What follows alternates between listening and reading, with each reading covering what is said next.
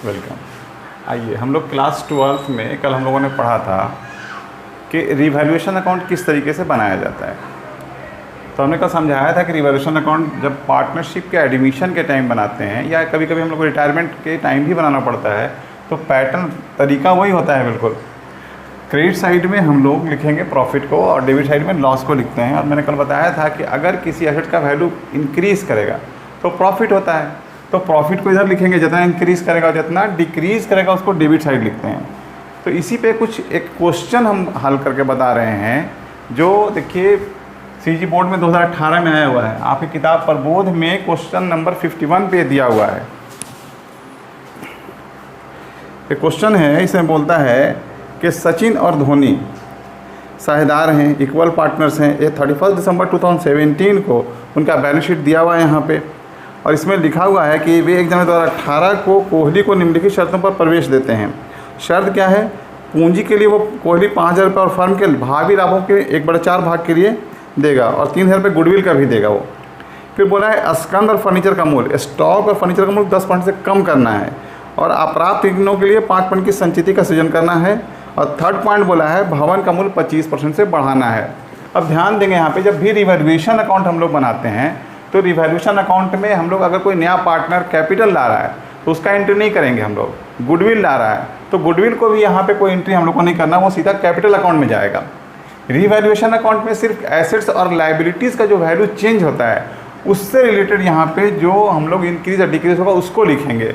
इसके first point में देखेंगे, लिखा है सेकंड पॉइंट में स्टॉक और फर्नीचर का मूल्य 10% से क्या हुआ, कम करना है। अब दोनों में स्टॉक और फर्नीचर दोनों एसेट्स है, एसेट्स का वैल्यू डिक्रीज कर रहा है, घट रहा है, तो घट रहा है तो क्या करेंगे हम लोग, डेबिट साइड लिखेंगे। 10% डिक्रीज कर रहा है तो यहाँ पे लिखेंगे टू स्टॉक और टू फर्नीचर। स्टॉक और फर्नीचर तो दोनों को लिख देते हैं to stock and to furniture account, stock account.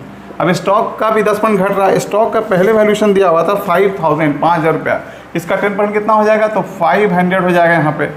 और फर्नीचर का मूल्य पहले से दिया हुआ था यहाँ पे 500, तो 500 रुपये का 10% कितना हो जाएगा, 50 रुपीज़ यहाँ पे डिक्रीज़ कर जाएगा। ये फर्स्ट पॉइंट हो गया। उसी में लिखा हुआ है आगे कि अप्राप्त ऋण के लिए 5% संचिति का सृजन करना है। अप्राप्त ऋण जो नहीं मिलने का संभावना है किस पे होगा, देनदारों पे। देनदार जिनको आपने माल बेचा, जिनसे पैसा रिसीव करना है, तो 5% हो सकता है कि उनसे पैसा नहीं मिले, उसके लिए आपको रिजर्व क्रिएट करना है। तो यहाँ पे लिखेंगे, ये भी लॉस है हमारे लिए, तो लिखेंगे provision for bad debts, provision for bad debts लिखेंगे यहाँ पे। अब देखिए, देनदार जितना भी लिखा हुआ होगा उसका जितना परसेंट यहाँ क्रिएट करने के लिए बोलेगा उसको लिखेंगे यहाँ पर। इस क्वेश्चन के हिसाब से डेटर्स है 4,000 का और उस पर आपको 5% कम करना है, तो 4,000 का कितना हो जाएगा, 5%। देखिए 400 का आधा हो जाएगा, यहाँ पे 200 रुपये यहाँ पे आपको प्रोविज़न करना है डेटर्स के लिए। नेक्स्ट इसका दिया यहाँ पर कि फर्नीचर का मूल्य, बिल्डिंग का मूल्य, भवन का मूल्य 25% से बढ़ाया जाएगा।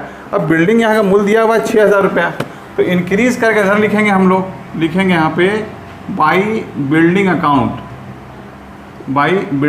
अब 25% इंक्रीज़ करेगा, तो 6,000 का 25%, मैं हिंट्स के लिए लिख दे रहा हूँ, 6,000 का 25% कितना हो जाएगा, तो 1,500, 1,500 रुपये बढ़ जाएगा इसका। अब दोनों साइड को चेक कीजिएगा, देखिएगा किधर का टोटल ज़्यादा हो रहा है।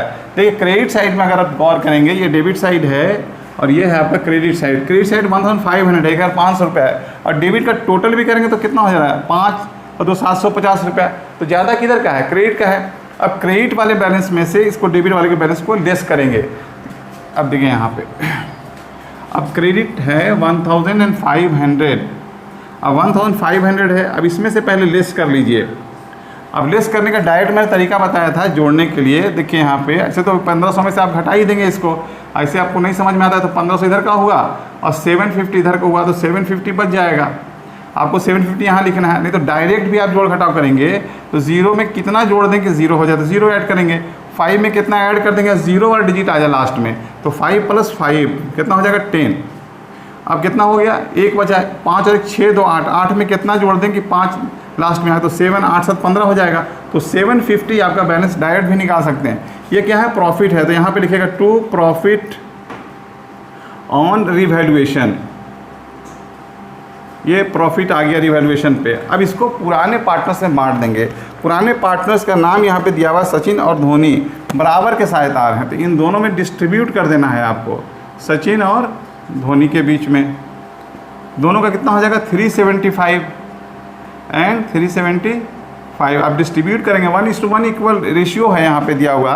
अगर वैसे नहीं बना पाते हैं तो 1:1 है, बराबर के साझेदार हैं, तो 1/2 और 1/2 इंटू 750 करेंगे तो आपका आ जाएगा यहाँ पे 375 एंड 375।